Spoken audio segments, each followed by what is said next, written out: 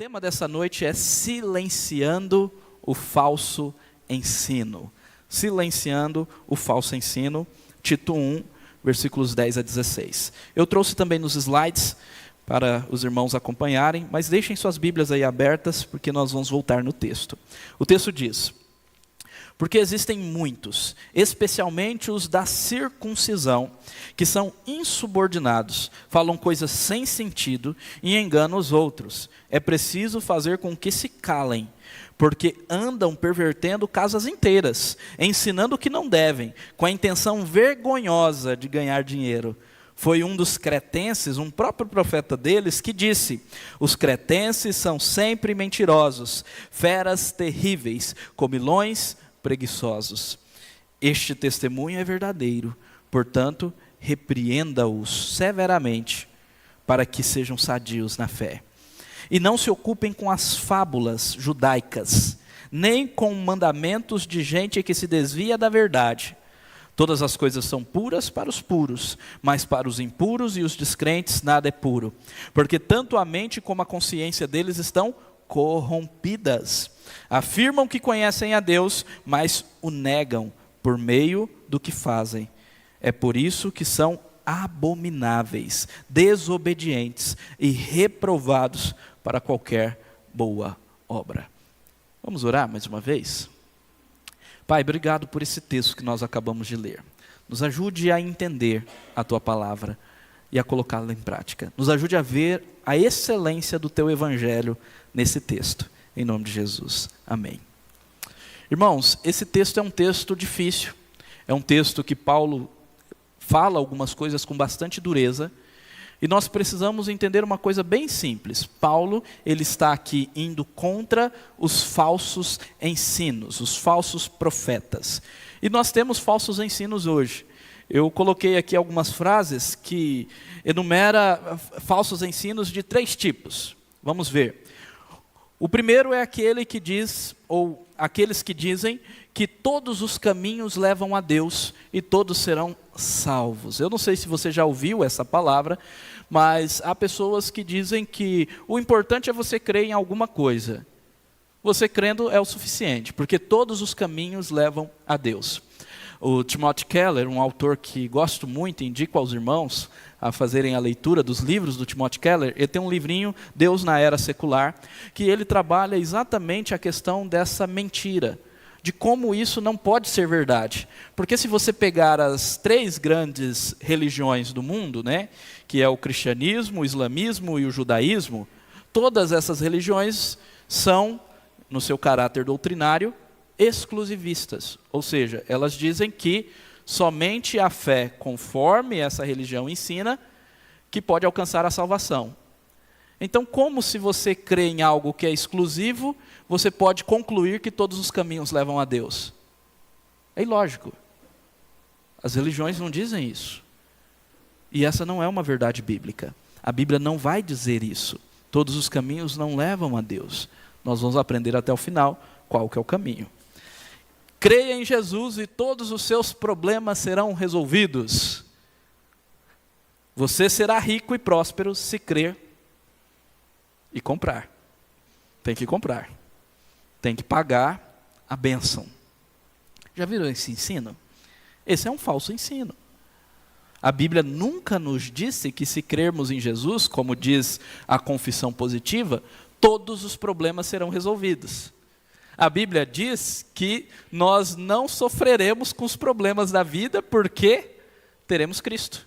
Não sofreremos no sentido de isso causar ansiedade ou nos levar à tristeza profunda por causa dos problemas, porque no final das contas teremos a esperança da glória.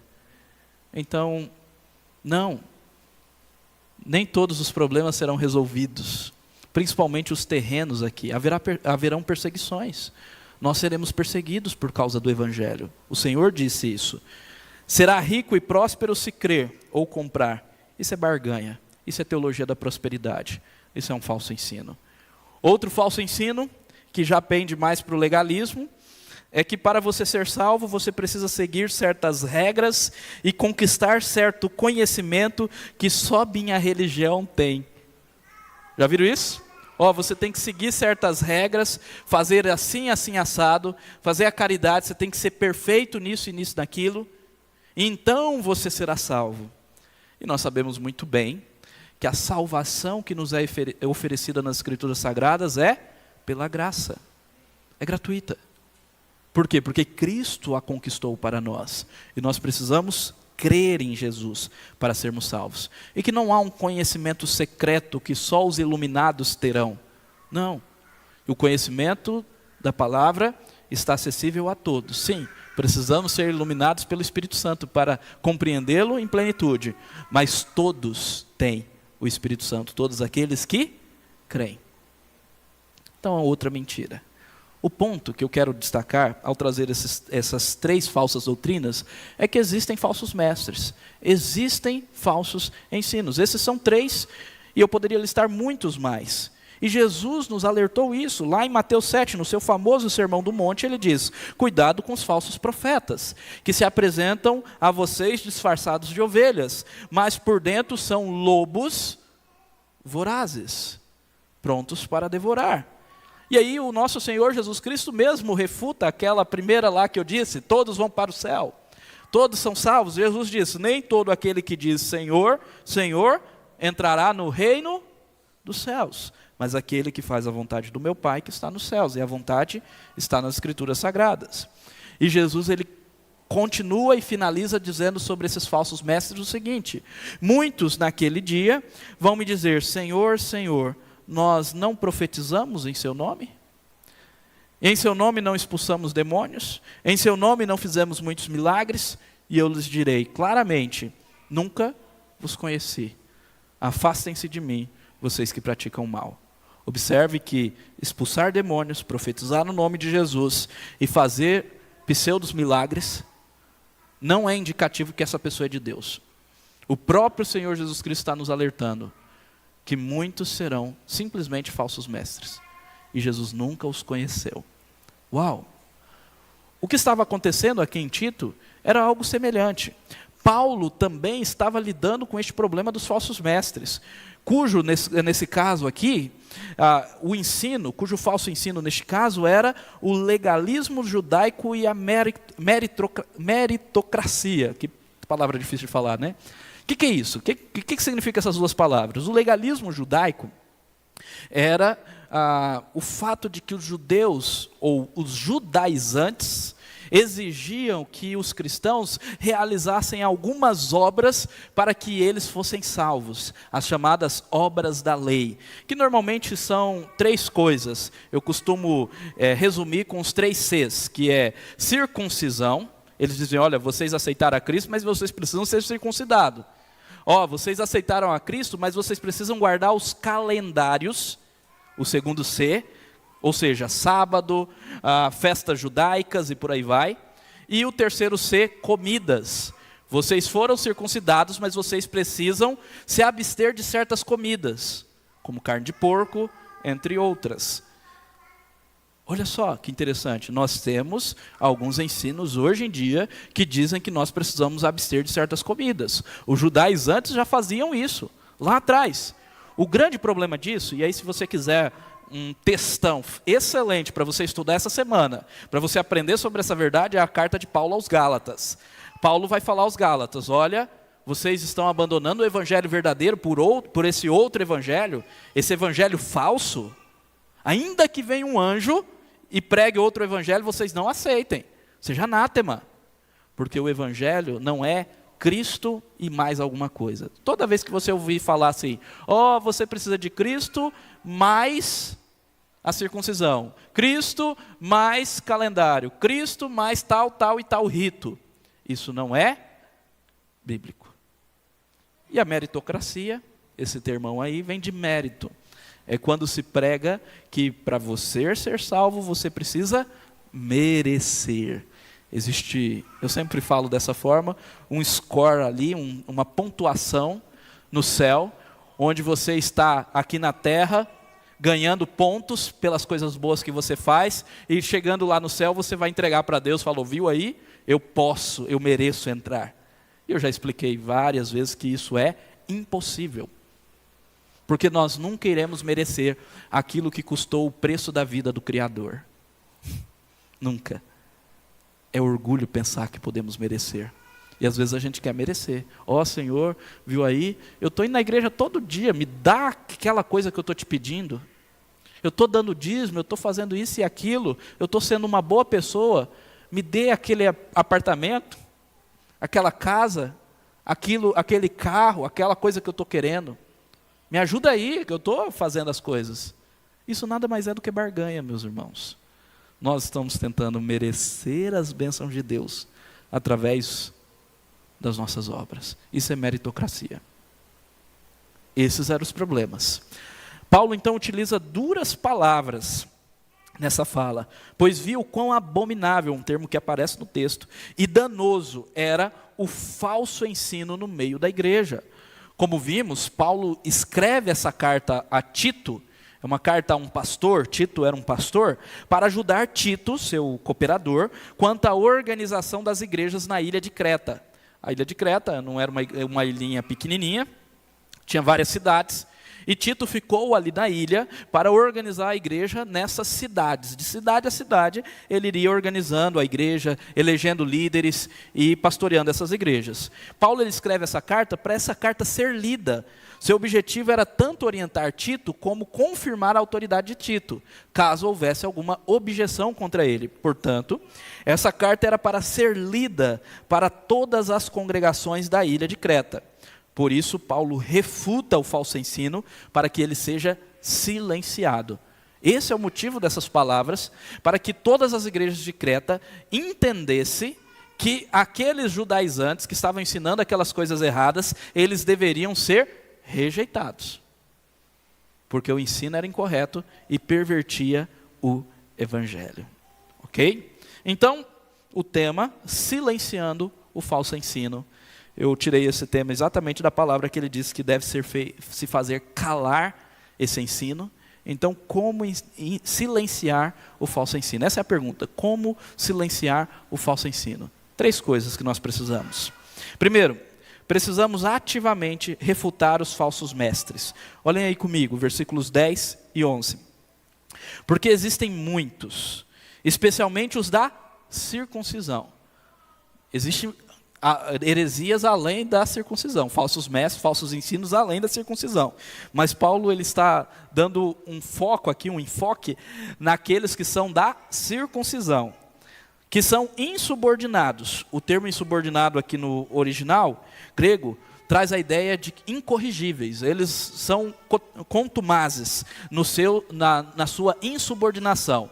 Não eram pessoas que eram capazes de se arrependerem de seus pecados e voltarem para o Senhor. Não. Eram pessoas que insistiam no erro. Eram incorrigíveis. Eram obstinadamente erradas. Elas queriam continuar no erro. Elas não estavam nem aí para o evangelho. Então Paulo não está refutando qualquer pessoa. Ele está refutando pessoas que realmente, obstinadamente estavam nos seus erros. E o texto vai dizer, né? São insubordinados. Falam coisas sem sentido e enganam os outros. Coisas sem sentido.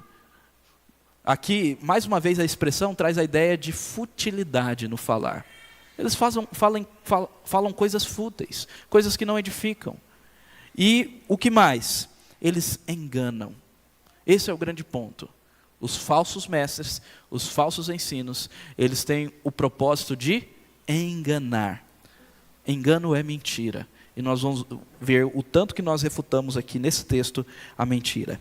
E aí o texto continua, versículo 11. É preciso fazer com que se calem, porque andam pervertendo casas inteiras, ensinando o que não devem, com a intenção vergonhosa de ganhar dinheiro. A motivação desses falsos mestres era apenas a motivação gananciosa. Ganhar dinheiro. Ganhar dinheiro. Pervertendo casas inteiras, apenas para ganhar dinheiro. Olha, meus irmãos, como isso é comum nos nossos dias. A fé se tornou um comércio dos mais lucrativos do mundo. Esses tempos atrás, um irmão chegou para mim, pastor, eu vou casar, queria que o senhor fosse um ministrante. Quanto que o senhor cobra? Eu disse, cobra? A gente não cobra nada, não. Não, pastor, é que aí fora todo mundo cobra. Eu disse, não. Como que eu vou cobrar a ministração do casamento? A bênção de Deus, eu vou cobrar? Se tornou um comércio, meus irmãos. Cobra-se bênção, cobra-se visita, cobra-se oração, cobra-se tudo. Que caminho nós estamos indo? Que caminho nós estamos indo? Então, meus irmãos, visam ganhar dinheiro, pervertendo famílias inteiras. Eles vão até as famílias, olha a estratégia deles. Eles se reúnem com pessoas que estão frágeis na fé, que ainda não foram discipuladas, por isso que o discipulado é tão importante. E o que essas pessoas fazem? Começam a perverter, a ensinar o falso ensino, a trazer literaturas que não são bíblicas e falar, olha, o seu pastor te ensinou muito bem, tem que crer em Cristo. Começam sempre assim, tem que crer em Cristo mesmo, mas ele esqueceu de te falar que você precisava também desse livrinho aqui, que só a nossa seita tem. Já viram isso? Já abriram as portas das suas casas para isso? Não preciso falar os nomes, tem demais, tomem cuidado. Tomem cuidado. Então visam apenas ganhar dinheiro pervertendo famílias inteiras. Por isso é preciso refutar os seus ensinos para que se calem. O texto diz, é preciso fazer calar.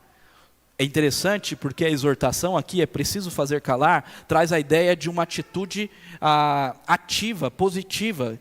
Nós precisamos ter uma postura ativa diante desses ensinos. Não é só uma atitude passiva, de rejeitar, mas ativamente nós precisamos fazer calar. E como que ativamente nós fazemos calar?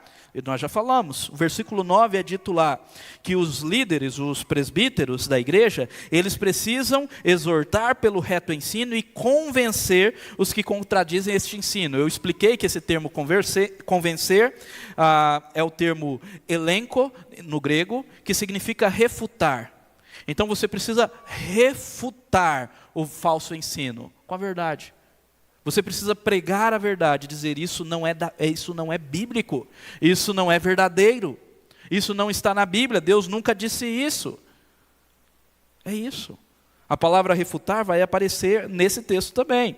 Lá na frente, nós vamos ver a ênfase quando Paulo diz, portanto, repreenda-os. O repreender aqui, também pode ser traduzido por corrigir, pode ser traduzido como refutar. É o mesmo termo que aparece anteriormente. Qual? Elenco. Então refute, repreenda, convença, através do quê? Do ensino da palavra. Mas deve ser uma postura ativa. Nós precisamos pregar a verdade. Porque no mundo tem muita mentira. E se nós nos calamos, nós seremos culpados da mentira prevalecer. Entenderam? Então precisamos ativamente refutar os falsos mestres. Em segundo lugar, precisamos corrigir os que se desviam para a mentira. Na continuidade do texto, nós temos uma ênfase aqui. Nós temos um provérbio, ou uma profecia que Paulo traz de um profeta cretense. Ele diz, foi um dos cretenses, um próprio profeta deles que disse, os cretenses são sempre mentirosos, feras terríveis, comilões preguiçosos. Aqui Paulo utiliza de certa forma de uma ironia, porque ele vai trazer aqui um cretense, era um poeta, não daquela época, mas antes dessa época, que se tornou muito famoso em Creta. Ele escreveu um poema, e Paulo cita esse cretense exatamente na parte que ele traz um estereótipo quanto aos cretenses, dizendo que os cretenses são mentirosos, feras terríveis, comilões e preguiçosos. E logo depois Paulo diz, esse testemunho é verdadeiro. Então o cretense disse que os cretenses são mentirosos, o que o inclui. Mas Paulo fala, mas nesse caso ele não errou. Esse testemunho é verdadeiro. Por que Paulo está trazendo esse poeta? Ele está trazendo pelo simples fato de que essa carta vai ser lida para todas as igrejas de Creta, e os cretenses convertidos ao Senhor, eles precisavam entender de que a vida deles mudou. A vida deles agora foi transformada. E eles deveriam abandonar essas coisas da antiga natureza. Então, além dos falsos ensinos que estavam bombardeando aquela igreja, existia o quê? A cultura corrupta de Creta. Se você pensar, mas Paulo foi duro ao trazer isso daqui, dizendo que eles são sempre mentirosos, feras terríveis, comilões preguiçosos. Meus irmãos, olhemos a cultura brasileira. É possível falar coisas piores do que essas para nós. Olha o que nós estamos vivendo nessa época. O que está tendo no Brasil agora? O carnaval. Que é um lugar, é um santuário, é um culto à indecência, à imoralidade, ao sexo, à promiscuidade, à devassidão. Os jovens estão se perdendo, adultos estão se perdendo. E sem falar do carnaval, olha a corrupção do nosso país. Quando o certo se torna o errado se torna certo. É só olhar para o nosso país. Esse estigma da cultura cretense, corrupta, também é a nossa. Mentirosos, preguiçosos. Muitos lugares do país, né, tem esse estigma da preguiça o tempo todo, de querer ganhar à custa de outros, não querer trabalho duro. Feras terríveis. E se você acha que Paulo está sendo duro, olha só, algumas citações antigas sobre a corrupção de Creta. Eu trouxe duas apenas. A primeira aí é de Políbio, historiador grego, que viveu em 230 a 130 a.C., então antes de Paulo escrever essa carta. Ele diz sobre os cretenses: com efeito, o amor ao lucro desonesto e a cobiça predomina a tal ponto que todos os homens, os cretenses, são os únicos em cuja estima não haver lucro é sempre uma desgraça. O que essa citação está dizendo? Que os cretenses amam o lucro desonesto e a cobiça predomina os seus corações. Irmãos, a gente não poderia falar isso daqui do Brasil? O brasileiro ama o lucro desonesto. E a cobiça está no seu coração. Por meio do quê? Da corrupção, da sonegação. Não é assim? Da injustiça, do jeitinho brasileiro. Olha a outra. Cícero, o romano filósofo, ele diz no livro República, 106 a 43 a.C., sobre os cretenses: de fato, os princípios morais dos homens são tão divergentes que os cretenses consideram os assaltos em estradas ou o banditismo como algo honrado. O assalto nas estradas era algo honrado.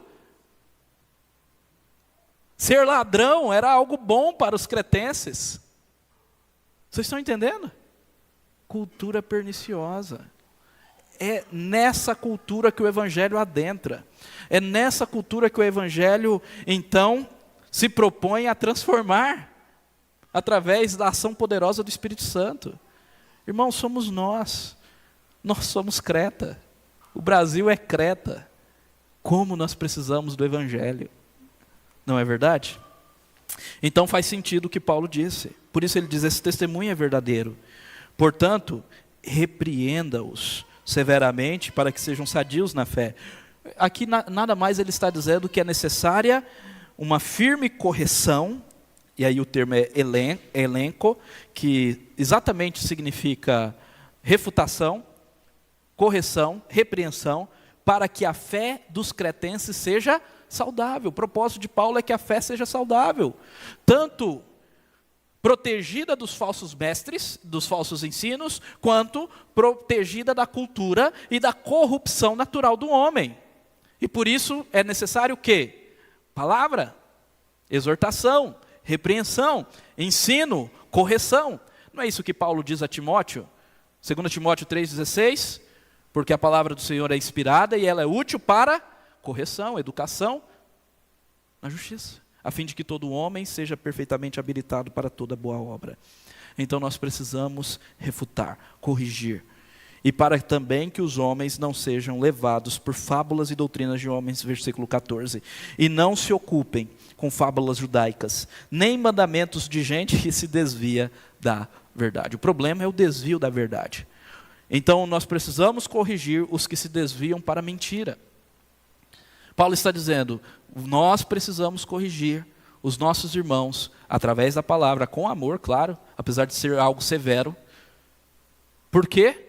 Para que não se desviem para a mentira, para as fábulas. Os judeus tinham fábulas diversas, fábulas de anjos e demônios e por aí vai. Misticismo. Como o misticismo tem entrado na igreja? Como as pessoas estão com medo das coisas, superstições e mais superstições. Não, irmãos, nós não podemos cair nessas coisas. Somos libertos em Cristo. E muito mais, mandamentos, doutrinas de homens. Aquilo que a Bíblia não diz, não ensina, e a gente acaba caindo em ensinos de homens.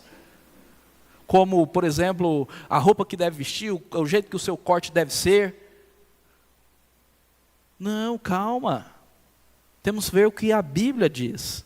E não seguir doutrinas e preceitos humanos. Amém?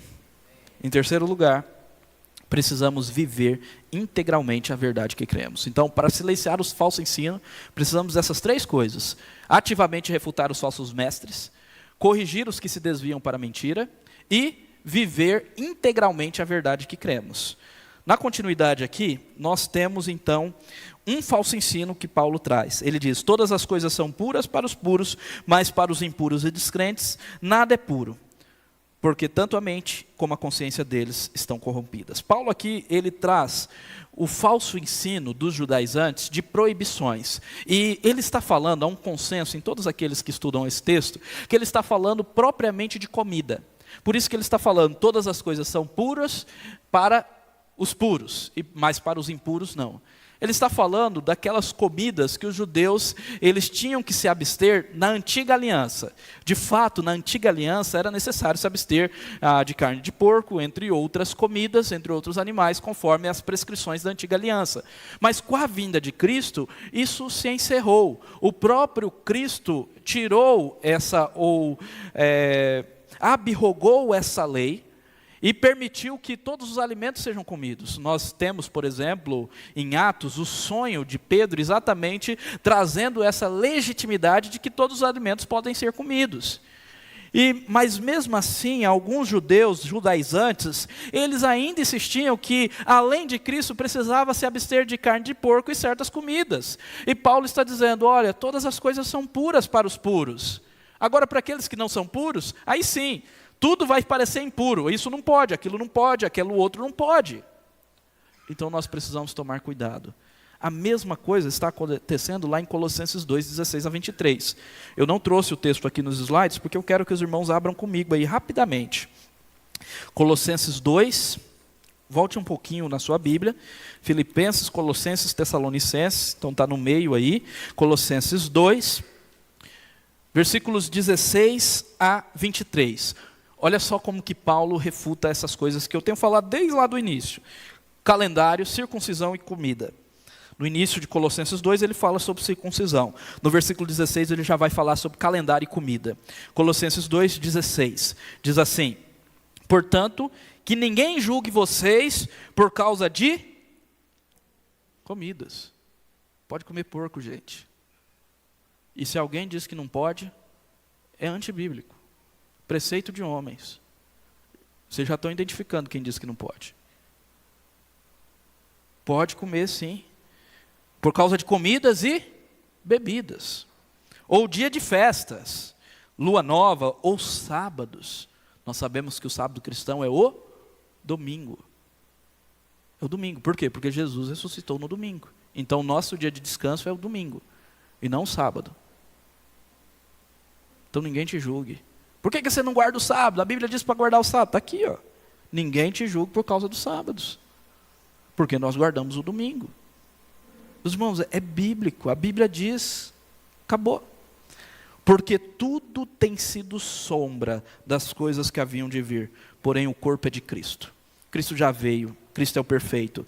Não deixem que ninguém se faça de árbitro para desqualificar vocês, com pretexto de humildade e culto de anjos, baseando-se em visões. Rejeite essas visões desse povo que fica tendo revelações mentirosas. Rejeite isso, estando cheio de orgulho, sem motivo algum na sua mente carnal. É Paulo, não sou eu não. Olha lá, vamos pular um pouquinho. lá no versículo 20, se vocês morreram com Cristo para os rudimentos deste mundo, porque se sujeitam a regras, como se ainda vivessem no mundo, ou para este mundo. Não toqueis nisso, não coma naquilo, não pegue naquilo outro. Todas essas coisas se destroem com o uso, são preceitos e doutrinas dos homens. De fato, essas coisas têm aparência de sabedoria, ou promovem um culto que as pessoas inventam, falsa humanidade, um tratamento austero do corpo, mas ela não tem valor algum na luta contra a inclinação da carne. Não toque nisso, não toque naquilo outro, crente não pode isso, crente não pode aquilo outro. Toma cuidado, meu irmão. Não é bíblico. Entenderam o que Paulo está refutando? Então, Paulo, ele está nos ensinando algo maravilhoso. Olha só que coisa extraordinária. O que Paulo está nos ensinando? Que a crença em Cristo liberta a mente e a consciência da corrupção.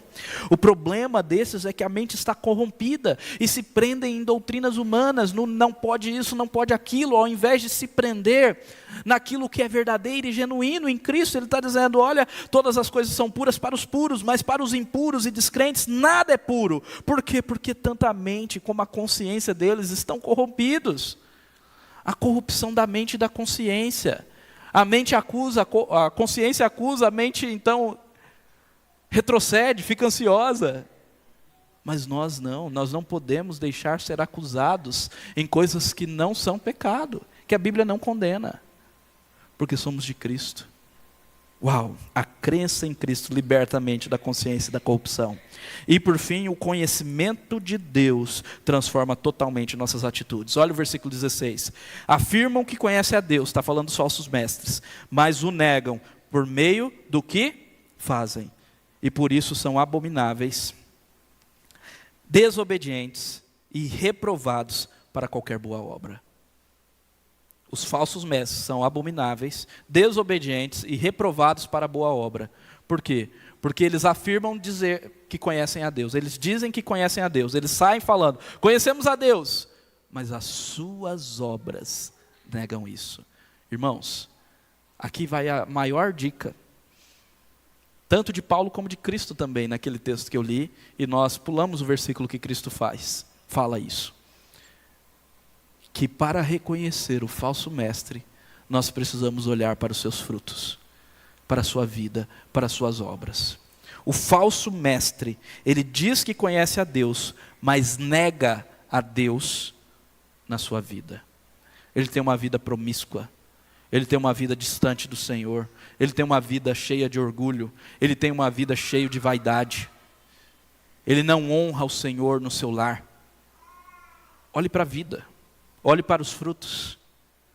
Agora nós que somos cristãos, nós precisamos entender que o conhecimento de Deus transforma totalmente as nossas atitudes. Então nós, para silenciarmos o falso ensino, nós precisamos viver aquilo que cremos, viver aquilo que conhecemos em Deus, no dia a dia. Esse é o problema aqui, eles dizem que conhecem a Deus, mas negam a Deus no que fazem. Nós não. Nós que conhecemos a Deus, devemos ter a nossa vida transformada, dia após dia, para a glória de Deus. Vivermos integralmente conforme Ele. E aí sim, nós mudamos. Você citou Francisco de Assis. Eu não gosto muito dessa frase, viu? Porque essa frase diz, pregue sempre quando necessário use as palavras. Dá-se a entender que às vezes não é necessário usar as palavras, mas sempre é necessário as palavras. Agora o ponto da frase é que você deve pregar com as palavras, mas também com as suas atitudes. É exatamente isso que o texto está dizendo. O texto está dizendo o quê? Que nós precisamos evidenciar que conhecemos a Deus por aquilo que nós fazemos. Eu já disse várias vezes aos irmãos que fé se mostra na maneira que você age. Como é a sua vida no dia a dia? Você fica ansioso por causa de uma conta?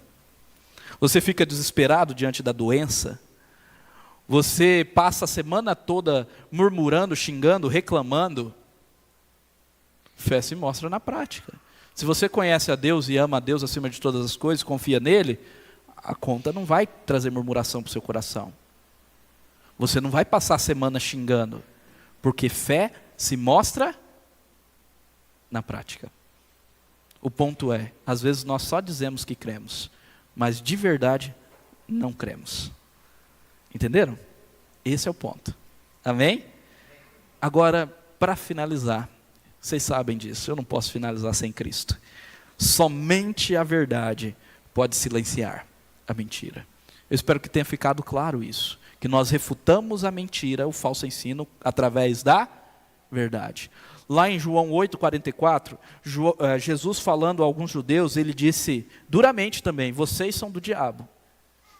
Por quê? Porque ele é o pai de vocês, e vocês querem satisfazer os desejos dele.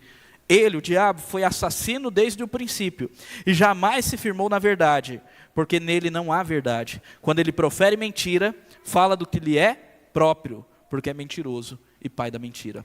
Aqueles judeus, eles são chamados por Jesus de filhos do diabo, justamente porque eles preferem a mentira, em vez da verdade. Simplesmente porque eles preferem o engano, em vez da verdade que estava ali diante dos olhos deles. E Jesus, alguns versículos antes, disse o seguinte: então disse Jesus aos judeus que haviam crido nele: se vocês permanecerem em minhas palavras, verdadeiramente serão meus discípulos, conhecerão a verdade, e a verdade vos libertará. Do quê? Do engano, da falsa doutrina, da corrupção, dos males humanos, desse monte de regra no mundo religioso que existe hoje. Você precisa assim, assim, assim, assado. Não pode ter cabelo moicano e ser presbítero. Essas regras que tem hoje em dia, né? Ainda mais seminarista, né? Você vai se libertar disso. Por quê? Porque você vai conhecer o quê? A verdade. Agora entenda, meu irmão, a verdade não é um conhecimento meramente. A verdade é muito mais do que isso. A verdade é uma pessoa. Respondeu Jesus: eu sou o caminho, o único. Todos os caminhos levam a Deus? Não. Jesus disse: eu somente sou o caminho, a verdade e a vida. Ninguém vem ao Pai senão por mim. Ele é a verdade, Ele é o caminho. E o que é mais maravilhoso é que Jesus, orando pelos seus discípulos na oração sacerdotal, ele diz aos discípulos: olha, eles não são do mundo como eu não sou. Eu vou, mas eles ficam. Então, Pai, santifica-os na verdade. A tua palavra é a verdade. Claro que hoje nós não temos aqui Jesus carne e osso para nos encontrar, porque Ele está lá reinando. Mas nós temos a palavra dEle, e a Bíblia diz que Ele é a palavra. Então nós precisamos nos ater ao que a palavra diz. Se a palavra diz, Deus diz. Se a palavra não diz, mesmo que venha um anjo, não seja escravo de ninguém, meu irmão. Não tem aquele camarada que chega: olha, eu tenho uma revelação para você. Está querendo te escravizar. Você pergunta: está na Bíblia? Não, eu que recebi. Então não quero. Se não está na Bíblia, eu não quero.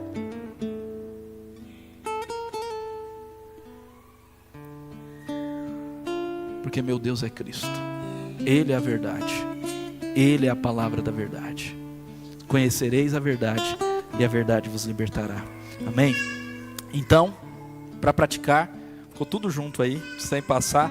Primeiro, compreenda que no mundo há falsos ensinos, falsos mestres, demais a conta, pois é através deles que o inimigo, o diabo, o mentiroso, promove o engano.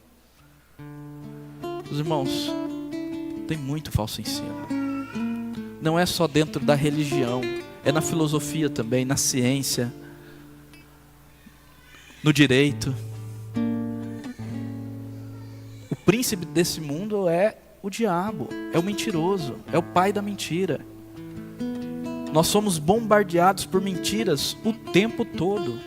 Por isso nós precisamos nos apegar à verdade. Cuide, meu querido irmão, minha querida irmã, do seu coração, para que você não seja levado, escravizado pela mentira e pelo engano. Muitos querem te enganar. Muitos querem te levar ao engano. Fuja de tudo o que não é bíblico. Em nome de Jesus. Aprenda o evangelho verdadeiro. Conheça a verdade intimamente. Em Cristo, encontre libertação plena de todas as mentiras do mundo. Quando eu falo conheça a verdade intimamente, é porque a verdade é uma pessoa que você pode se relacionar, que você pode conversar com ela, Cristo, nosso Senhor. Então conheça intimamente através da palavra, através da oração, através da devoção. Creia em Cristo e seja liberto da corrupção da mente e da consciência, daquela escravidão de que tudo é pecado, tudo não pode, que tudo é errado, que você vai perder a salvação se você pisar em falso ali, se você tropeçar naquela escadinha ali na saída, perdeu a salvação. Que vida é essa? Escrava. Como a gente pode ter esperança? Creia em Cristo e a verdade vai te libertar, em nome de Jesus. E por fim, refute o ensino falso, corrija os que se desviam para as mentiras e viva coerentemente a fé em Cristo Jesus. Fé que é pautada pela palavra. Sem essa última frase, poderia ser algo vago, abstrato, algo meramente subjetivo, mas não é. A fé em Cristo é algo objetivo, porque ela é pautada na palavra do Senhor. Então não é crer em qualquer coisa, é crer naquilo que Cristo se revelou. Amém? Creia nisso. Viva coerentemente com isso, com a sua fé, em nome de Jesus. Curva sua cabeça e ore.